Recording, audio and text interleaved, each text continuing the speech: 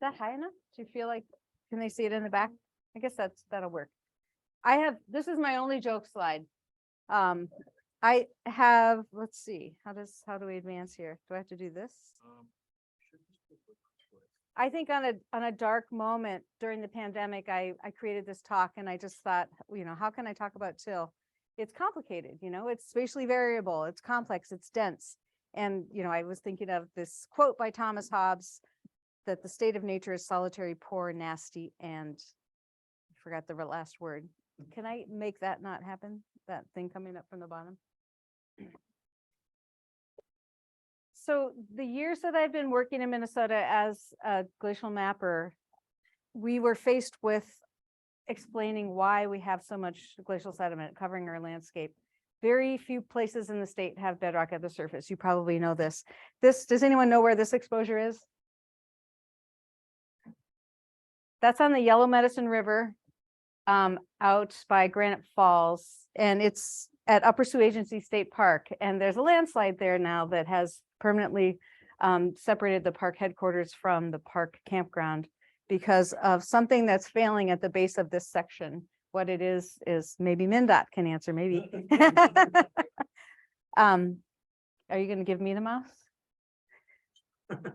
Okay, so we have this thick stack of till to explain, and yet that stack of till is kind of here in the landscape in this place where it feels like there should have been a lot of erosion. That you can see the path of the last ice advances because it looks like someone dragged their finger through the frosting of North America.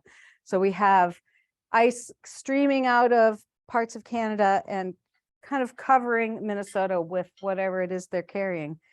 If it's coming from the Northwest, you have a combination of shale, Cretaceous shale, a little bit of limestone, and very few hard clasts, very few durable clasts.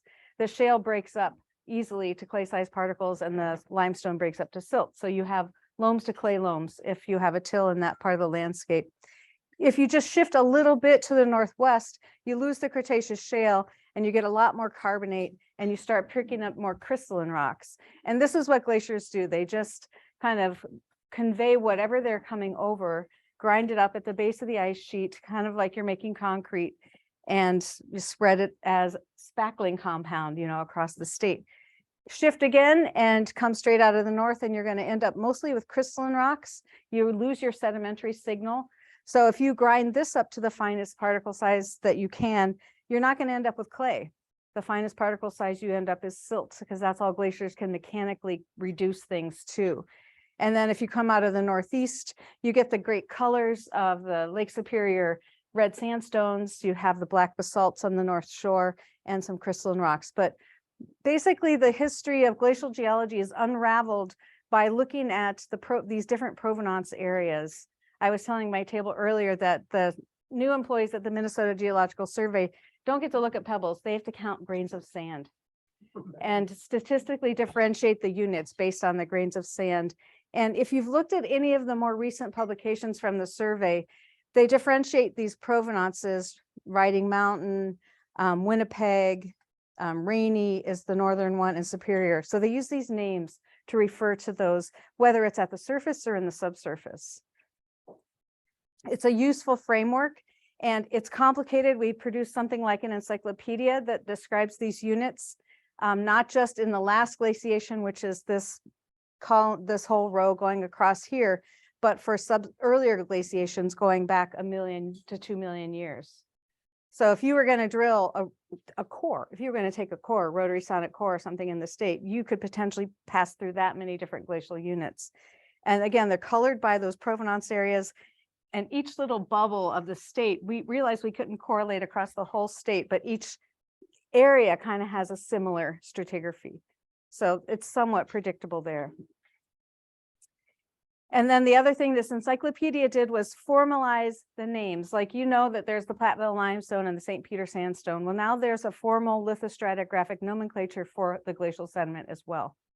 So if you're really up on things, you would be calling stuff the Black Duck Formation instead of, some gray till that exists up here.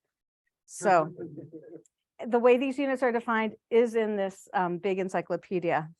Not many people are picking up on that. I have to say it's really dull reading. But let me just talk to you a little bit about till, because that's what I Kyle saw this talk I had given to the Minnesota Groundwater Association and also the Association of Professional Geologists about till.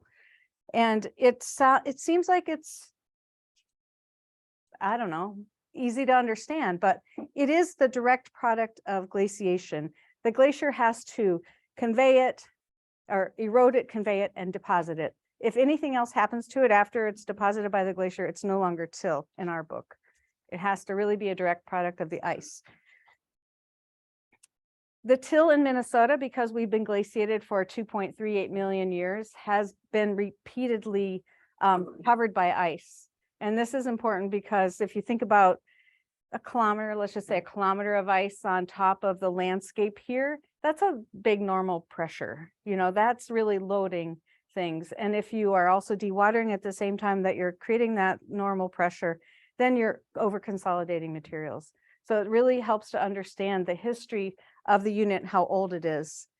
The other thing about till is that because it is this kind of mix that has come along this different flow path, it's difficult to kind of sample it and test it and classify it in a way that is consistent for engineering purposes, I think. Because you really don't know what your representative sample size should be. When I was at the Geological Survey, we just collected little tiny bags, cloth bags of till, and then because we didn't want to count too many sand grains. When I worked at Lands and Minerals and we were doing samples for aggregate classification, we collected 5-gallon pails because we wanted to understand the rocks better and you know what we could potentially get. So what is your representative sample size? For a really full classification of till, you do need to understand the lithology. And by lithology in a sandstone, you know, that's just like quartz, right? Lithology of a till, well, what is it? Usually we describe the clasts, you know, what are the larger than sand size, you know, coarse sand and larger size, what's the lithology of those pebbles that you can identify, but also what's the matrix texture. And then we also think about how it was deposited, because you can deposit till under the glacier, in front of the glacier, and on top of the glacier. And those are going to have very different consolidation states. And then the survey, the Geological Survey, mostly focuses on lithology and then where in the stack is this till? How old is it?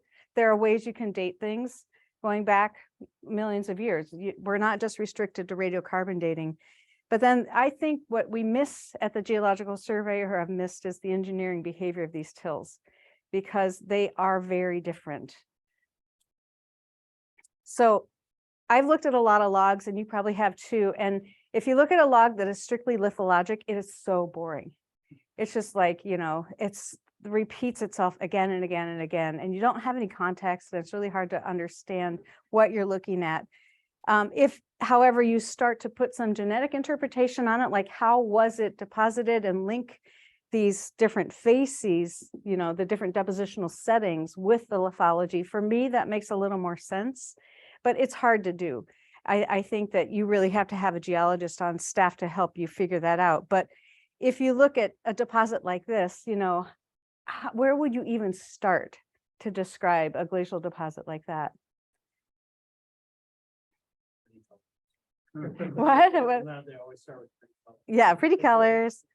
That one is actually was probably tectonically broken up by the glacier moving really quickly, and the sand layers behaved as if they were brittle, and they were broken and folded and then broken. But then there's other stuff deposited with it. So I want to just start by talking a little bit more. Maybe you've never had a glacial geology class. I know that I haven't taught one at the U for 4 years because of the pandemic, so you haven't had my class. But I really spend a lot of time talking about how glaciers move, and you know what moves a glacier at the bottom, and what this ice bed interface is like, because that's the critical shear zone where all this stuff is happening. Sometimes there's sliding between the ice and the bed, but sometimes there's actually material that's moving along with the glacier and mixing at the same time. And then sometimes there's stuff that is frozen up into the ice, or there's plowing of clasts through a stiff substrate. So this is what glaciologists and glacial geologists study. And they actually create shear devices and try to represent this, because they really want to understand things like how's West Antarctica gonna actually eventually fall out into the ocean? What's that gonna look like? How fast will these ice streams get, and how quickly will sea level rise? So I tend to ignore the internal deformation of ice because that's really slow compared to the glacier sliding over its bed or deforming its bed and moving that way. And it's not that relevant to us. But what we're really talking about is how much traction is there between the glacier here and then whatever the substrate is. Here it says rock, but in our case, it's almost always sediment that the glacier is moving over. And if you think about the thermal profile of a glacier, it's really cold at the surface usually. So, multiple degrees below zero, but it warms with depth. And that's because you have geothermal heat coming up out of the glacier, and ice is a good insulator, so that heat is stuck down there at the bed. It's not conveyed through the ice very well. You do have seasonal variation in the surface temperature, but then also you just have the heat of friction and the heat of water freezing and melting, that heat exchange that happens when you're thawing or freezing. So if you're freezing, you're taking ice or you're taking heat out of the system, that heat is available to do more work at the bed.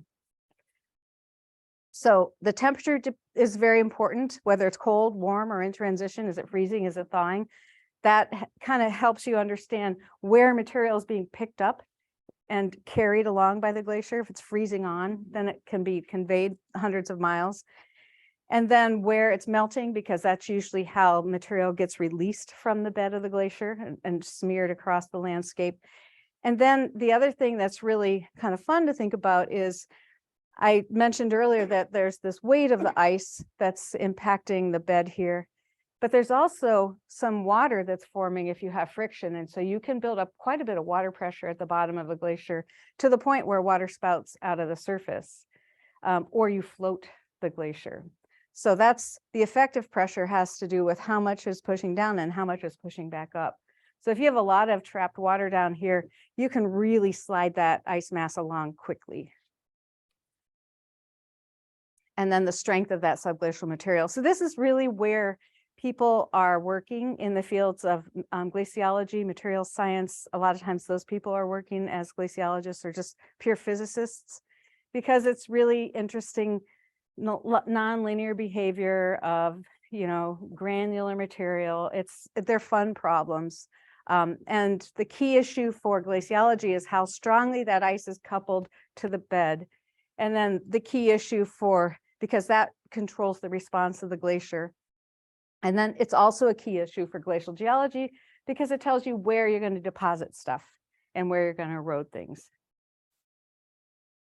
So one little bit more, I know it's a lot of text and it's late, but we really want to think about our beds of the glaciers, our sediment beds here. And the strength of the till depends on how confined it is. Let me click a little bit more. If you really can constrain that till and have a lot of force on it, then it has high strength. If it's less constrained or a very thick layer, then it can have low strength. And I think these are the key things that we think about when we're modeling glaciers. It's the resultant till, and it's the strength of the resultant till that is most important to you. So I'm just kind of blowing through this quickly just to give you an idea of what we talk about as glacial geologists and glaciologists. So I mentioned the effective pressure. If you have low effective pressures, your till is deforming. That means it's well coupled. It's not, there's not a high water pressure situation. The till is being dragged along and moving with the glacier and being stirred up. And actually we can look at the micromorphology and see that clasts actually rotate through the till itself and keep the material mixing. The more a glacier travels, the farther a glacier travels, the better mixed the till becomes homogenized. But if you have higher effective pressures, then you can start to leave some of that till behind. You lodge it against the bed.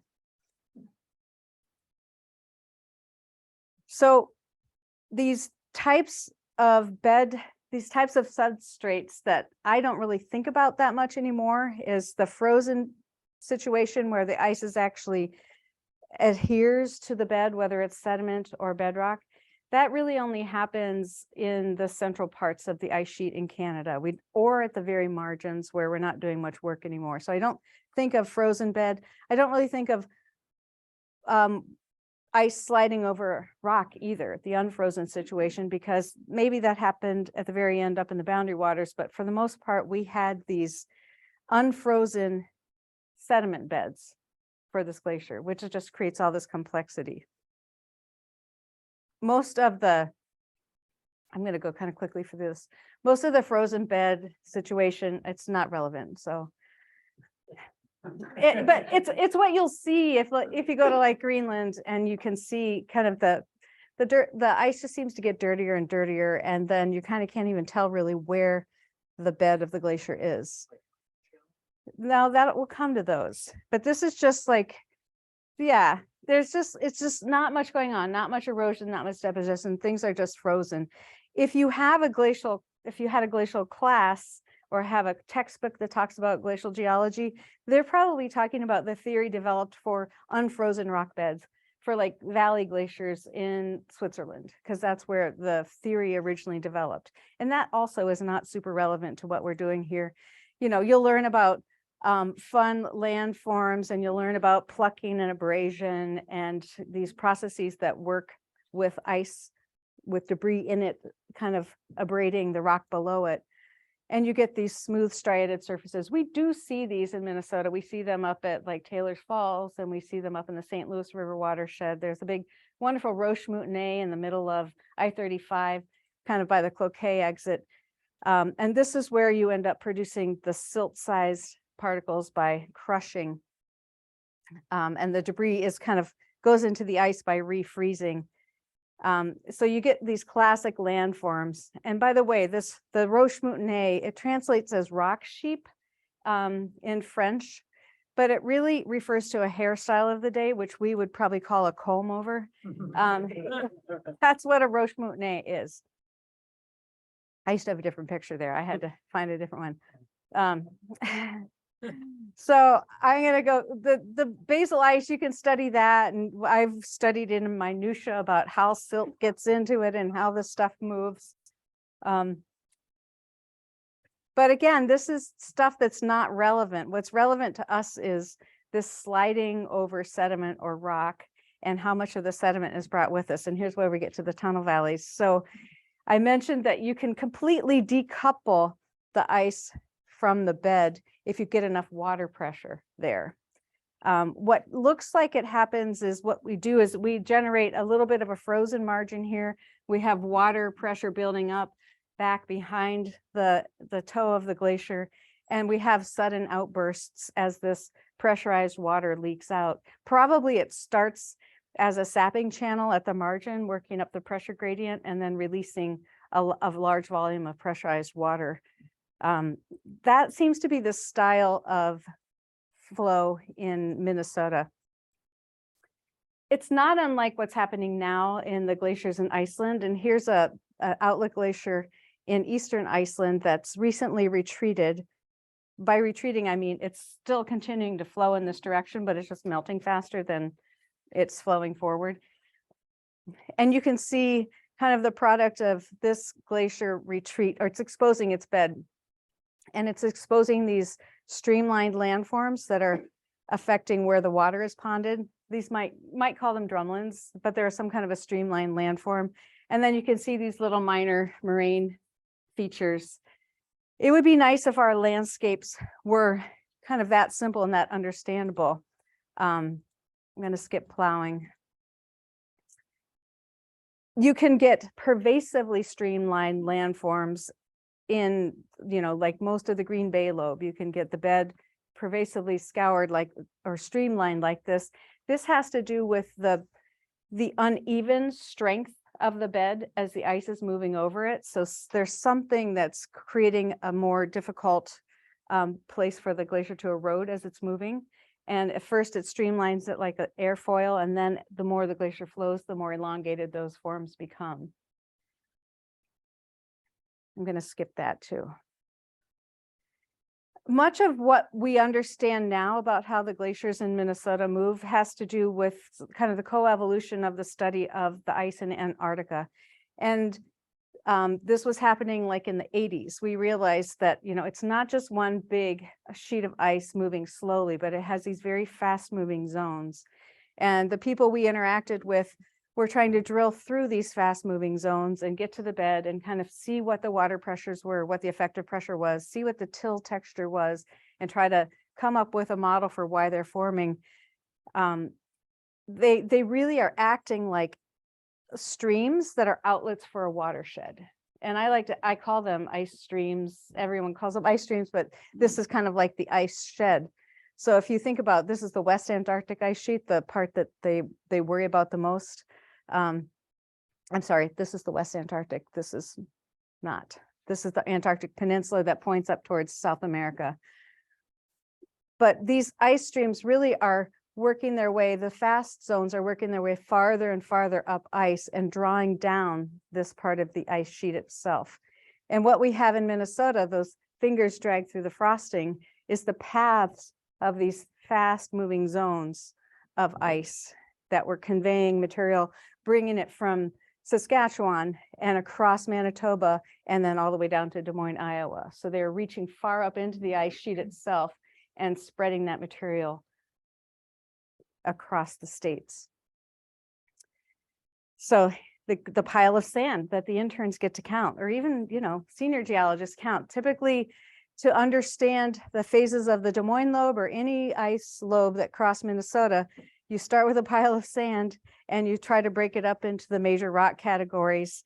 And this is how we started to understand that it's not a singular pulse of ice that deposited this till layer, but there are distinct, each one of these colors is a distinct pulse of ice that laid down a different till sheet and overlapped, and they got less extensive over time. And each of them to us looks different if you look at it, the minutia of it. But if you're looking in the field at this stack of till that is maybe 10 meters most thick, it just looks the same. This is an outcrop near Henderson, Minnesota. And you might see a discontinuity with a little bit of sand that would suggest that it's a different layer. I don't think you would differentiate it very much, but there's actually 3 different phases and 3 distinct till members of the Des Moines lobe till here. So we call this the New Ulm Formation, and then each member has a different name. Members are not field recognizable, formations are field recognizable. So you could call this a New Ulm Formation in the field, be accurate, but it might be useful to you to understand that there are other subdivisions there, subtly different, and they might have different histories of loading and different histories of consolidation. I'm going to skip that. So these glacial tills are a result, at least the tills of the ice slopes that came down into Minnesota are a result of this pervasive deformation of material that's dragged along at the bed of these ice streams. And they're usually sloppy wet when it happens. It's still a bit of a mystery for how they actually get deposited. You know, does the ice just slow down and kind of leave a package behind? And if it leaves it behind, it's probably leaving behind the bottom layer first. And it's probably still dragging a thin layer at the surface with it. So you might start to see things in the till that suggest that it's a lot of our ice just seem to get all the way down to a southern extent and then stagnate in place. And then the till is just melting out from the stagnant ice from the bottom and from the top. That's a very common mechanism. So what we think is happening is it had that high water pressure, allowing the ice stream to really flow farther south. The tunnels form by sapping, all the water drains out and everything stagnates in place. The next advance of ice might be pushing into some of that stagnant ice in the landscape. So you get some complicated landforms at the edge. So what we see when we look at these tills, it's common to find shear features, drag folds. And a drag fold is kind of like rumpling up a rug. So if you're dragging across the tablecloth, you can make a fold happen by just dragging. longitudinal deformation, you see shearing evidence really deep, and you see these stacked shearing packages. I'll show you a hypothetical, and then I'll show you some pictures. So you might get rafts of local material incorporated into the bottom of your till package, and you might see some distinct drag folds. But then as you go up in the sequence, it'll look more homogenized because this has been sheared for longer. You sometimes still get lenses of things that haven't been completely sheared out, like lenses of sand. They weren't deposited there, but they probably were picked up and dragged and stretched, and are these discontinuities within your till. And this is all happening under the glacier with one advance. Here's some examples. The scale, it's kind of hard to say, but that's a root. So when you see this really fissile, that's what we would call it, fissile like a shale, you know, it's breaking in these subhorizontal platy layers. That's probably representing that subglacial shear zone. So that's going to have a different behavior. It's going to be dense, but it's going to have that platiness. So it might have high conductivity horizontally of water moving through it. And sometimes you can see fairly distinct contacts. This is a very dense till with another one overlying it, but they're both behaving like rock. This is a river in southern Minnesota, south of Mankato, and this is forming the wall of the river, but also the bed of the river. And it's a very strange material. I was thinking that one rule of thumb for how you can recognize potentially over-consolidated material would be if it still has that neutral gray color, because it probably is the case that there's no oxygenated water that can move through that over-consolidated material. So it's staying gray. That's how it comes out of the glacier. You can also get that greenish blue color, that gray color, but that's something else. That's this is the neutral gray that if you go to the edge of the Greenland ice sheet or Antarctica, that's what ground up rock looks like. And here's a case also down by, I did a lot of work on the tributaries to the Minnesota down in the Le Sueur watershed. And here I can see discrete incorporation of material at the base of the till, but then I see fairly sharp discontinuity and more homogenized till here. Ignore the soil, that's always confusing. And let's not forget melt out, because if the glacier stagnates, everything that was incorporated into the ice can melt out slowly. That's probably not going to be over consolidated, but a lot of material gets carried on the surface of the glacier. This is Dan Lawson has some classic studies of the Matanuska Glacier. That's a glacier you can actually take a airport van from the Juneau Airport. Is it Juneau? Yeah, and you can get to the Matanuska Glacier and just walk up and see it. But you have a lot of material that's in the basal ice that's moving and being sheared differentially in the basal ice that will passively be melted out, sometimes preserving some of that orientation of the rocks and the layering that's in the basal ice.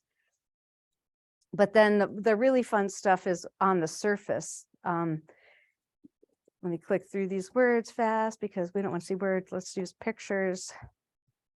The glaciers in Minnesota have probably 50 to 100 mile wide zone at the edge where they have a lot of stuff on the top.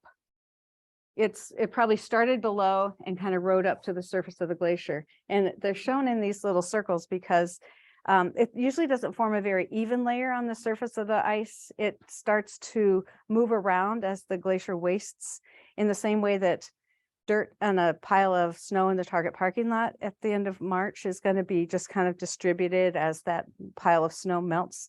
That's what the edges of these glaciers were like. And they leave landscapes like this.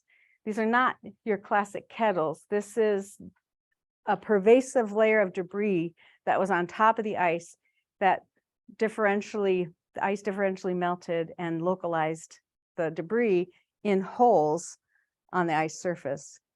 This is down in Rice County, west of I-35. So this is a cartoon that Lee Clayton drew years ago, where you have this debris cover on your stagnant ice, starts to melt, melts faster where it's exposed, and better insulated here. You get a hole, and that hole is where all things fall, including mature forests that will develop on stagnant ice. But this hole is ultimately going to end up to be the highest hill in the landscape. So you can see this one better. There's a hole in the stagnant ice, debris covered, ends up to be a hill. Our ice margins are covered with these kinds of ice-walled lakes. This is just a collection that we did, mapping them in North Dakota, Minnesota, Wisconsin. At the time, Illinois didn't believe they had any, but they do. And now they can see them with their high-resolution LiDAR. But it definitely forms the margins of the Des Moines lobe, but we also get a lot around the edges of the superior lobe. This was a pre-LiDAR compilation. I'm sure we would find more.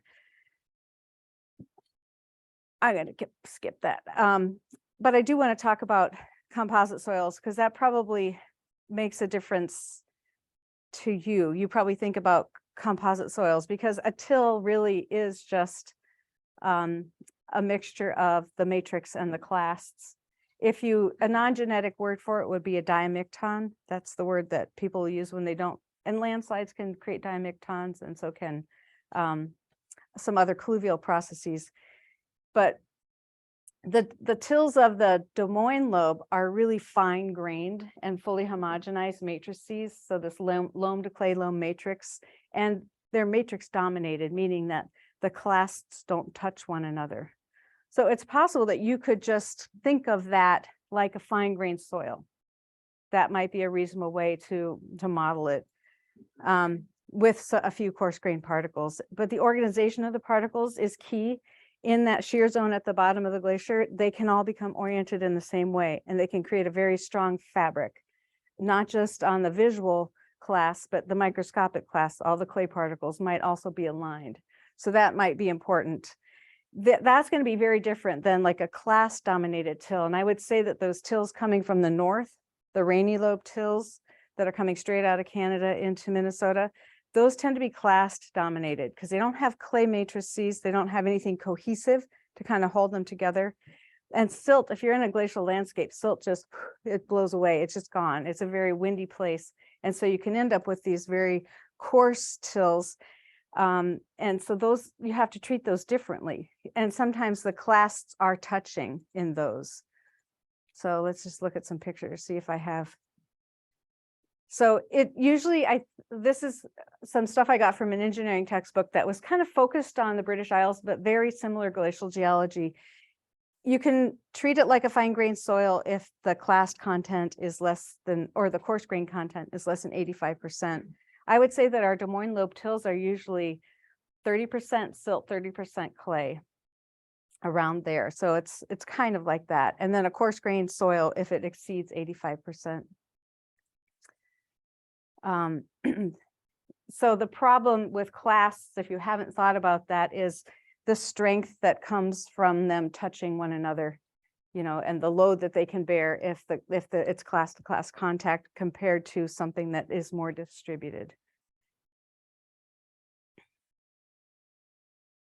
And this fabric problem, this is a classic drumlin outcrop in the north of Ireland, and you can see the fabric from a mile away in this.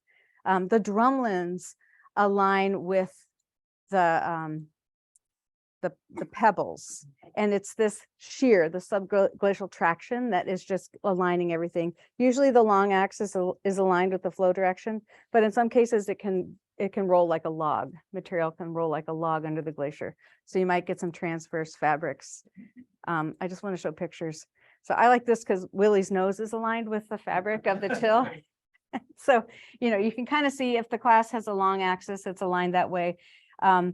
Usually with ice flow direction, it's tipped a little too. So it's, if the ice is in this direction, things are going to be riding along like that. But it's at every single scale in this outcrop. It's the striations on the boulders are aligned with that. By the way, I keep seeing these little packages, these shear packages. Do you see how those are kind of distinct? I mean, it looks like one massive till, but it's probably stuff that's shearing in packages about a decimeter thick and being deposited and left behind. So I refer you, I don't want to go through these diagrams very slowly just because, I don't know, it feels late and I've had a beer. But, you know, you can start to become more predictable about the way the engineering properties of these tills, if you carefully look at the grain size distribution, the class content, you know, we always do things on triangular diagrams. Do you use those? Yes. Okay, it's sand, silt, and clay are the three endpoints of those. And this is just showing how the tills are characterized. But the other thing that I discovered early on and came to the engineering department at the U to try to better understand was why these tills were so dense and how they were behaving when they were vibrated. Because we were doing a lot of drilling through these tills with rotary sonic methods. We were taking 4-inch diameter cores through the glacial section in Minnesota, 10 feet at a time. And we had to retrieve every 10 feet because of the way things were done then. But we would always get more than 10 feet. We knew we only advanced 10 feet, but sometimes we got 15 feet of core. And the core of those old gray tills was as stiff as a baseball bat. And I didn't understand that. Somebody said the till must be flowing in from other places, but no, this material doesn't flow. It's not that kind of material. And when I talked to, I don't know who it was in the engineering department, they said, these tills are probably denser than you would get under normal pressure. They've been over-consolidated by the weight of the ice and the dewatering, and the vibration of your drilling method is what's relaxing them into normal consolidation. They still look really darn dense, but you can get, for the subglacial tills, you really get to the maximum density of sediment. The superglacial tills, the ones that are deposited on the top, much, much less. And those are the ones that are more likely to mobilize when they're wet again. So we did some work on landslide potential of tills. These kind of tills that are over consolidated, they're going to fail like blocks. You know, if they get undercut, they might fail. They might break along their fractures. By the way, how many tills do you see in that picture? Actually, yeah, there's a lot, aren't there? There's a layer up here. That's actually lake sediment. There's one down to here. You see the fractures end there. There's another layer here. And there's another layer probably down to there. Another one here. This, I'm not sure about that. That could be river undercutting. But they all are the same color. They all look alike. But they have these discontinuities. I think that's important. So, you know, you might need to do strength tests of these tills. I think the best thing to do is to try to reconstitute something. I'm gonna, do we want to read that? Yeah. Pictures, yeah.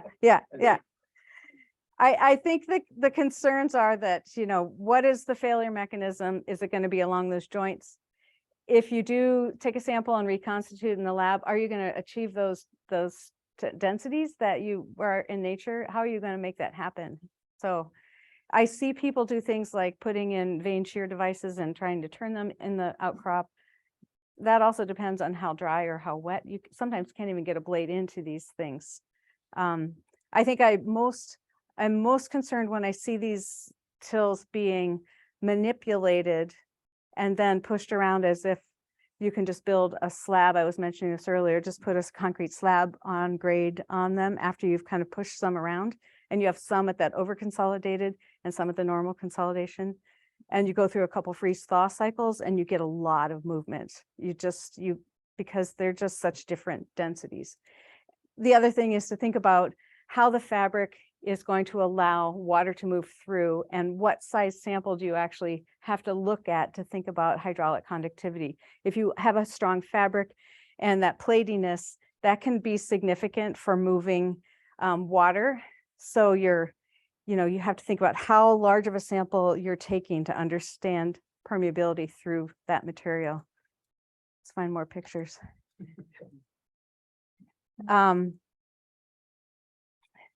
Pictures. Discontinuities. So there can be, we think there are these strange little drainage channels under the ice that somehow don't get broken up. This one is about the size of a rugby ball, and it still has the original bedding in it. So it's probably some little subglacial channel that is sand filled. And I don't know what the geometry of that is going back into the till. It could be long. It could branch out into something much larger. It could, branch into something that's kind of esker sized. So it is, even in a subglacial till, it's possible to get these significant discontinuities. These are not burrows that are filled. These are something that formed at the bed of the glacier. So we see that a lot in the Western Metro, just sand veins within glacial till. And when you're doing excavations and such, a lot of times they're long and skinny, right? So they're the natural conduit for groundwater to flow through the sand within the till.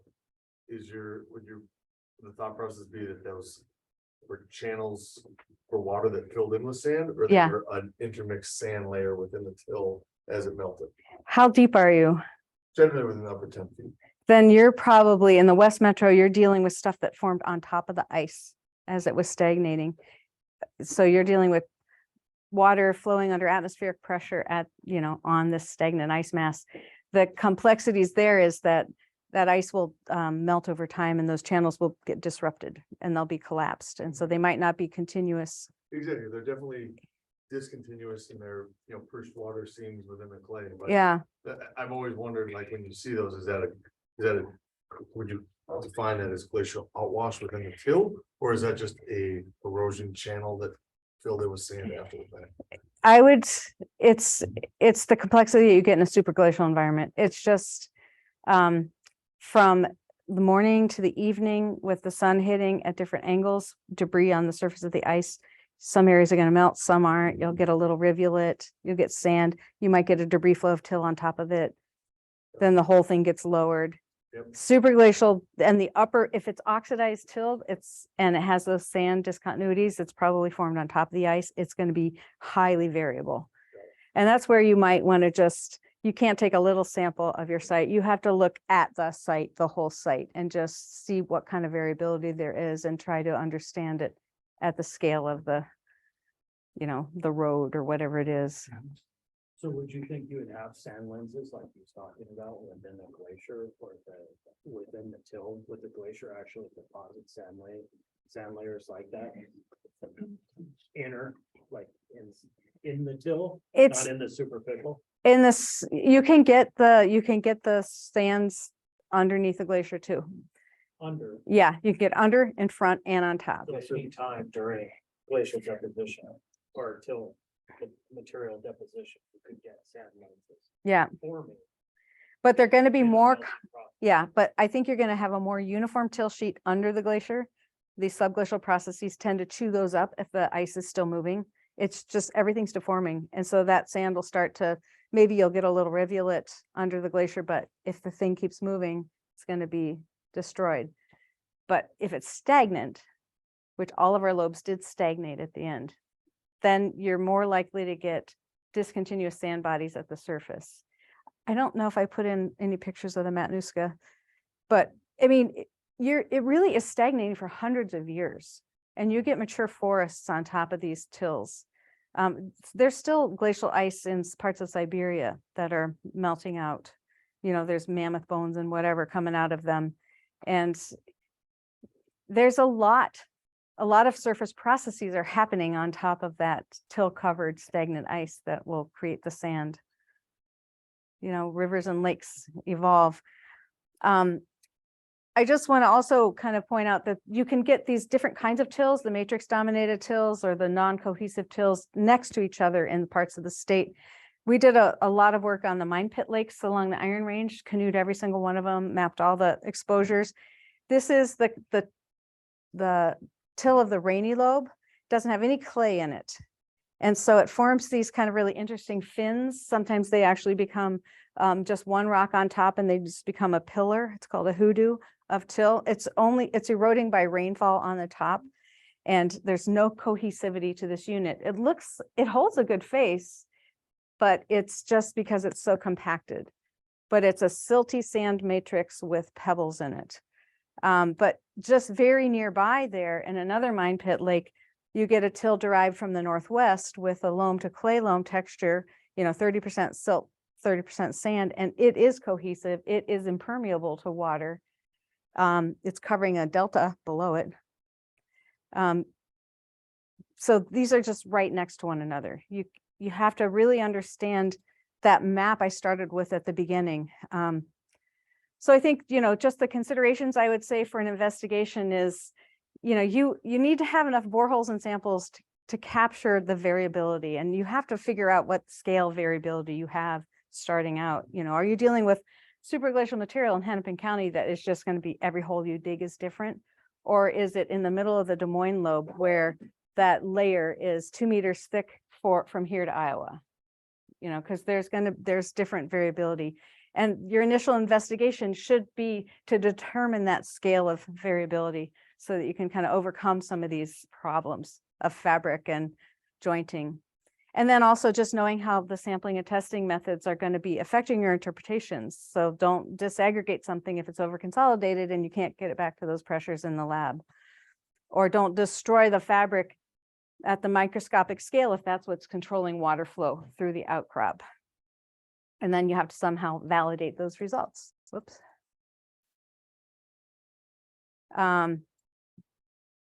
This is a bunch of really high-powered glacial geologists, at least these guys are. I would say these three are, and maybe that one too. That guy just shows up at all our field trips. He's a retired physician from North Dakota. He's always on these geology field trips. I don't know.